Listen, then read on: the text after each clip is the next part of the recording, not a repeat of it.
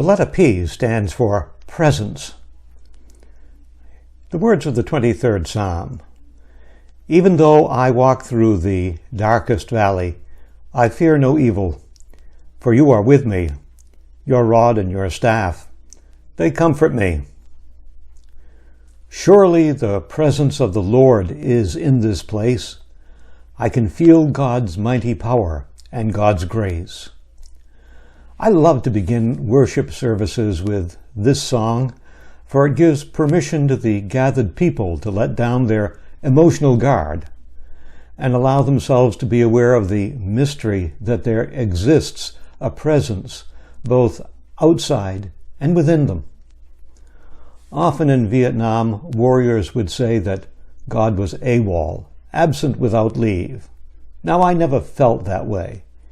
Even in the worst of moments, when I was holding a dying man, I was aware that neither he nor I was alone. I would put it this way later. I didn't have time to either feel or cry, so Jesus did it for me. We have seen the videos of hospitals around the world overwhelmed by this pandemic.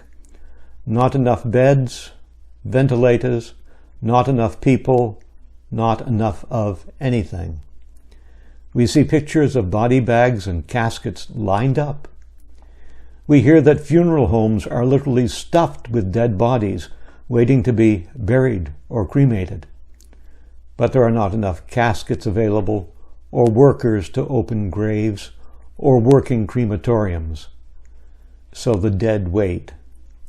Surely this is a vision of hell on earth. Families cannot gather at bedside to hold the hand of the dying, or give a final kiss or hug.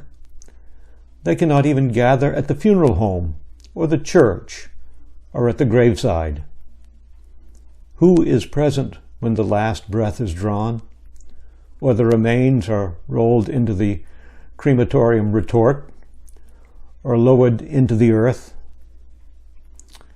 Presbyterian minister Fred Rogers, best known for his children's program, Mr. Rogers' Neighborhood, once said, "When I was a boy, I would see scary things in the news, and my mother would say to me, 'Look for the helpers. You will always find people who are helping.'" During this pandemic, that is good advice. For even in the great loneliness we see in the hospitals, and the emptiness we feel when we cannot be with a loved one to offer comfort or say goodbye, we recognize that there are courageous helpers doing their best. Hopefully we can look past our absence to see their presence. And it is not only in the hospital that we find the presence of helpers.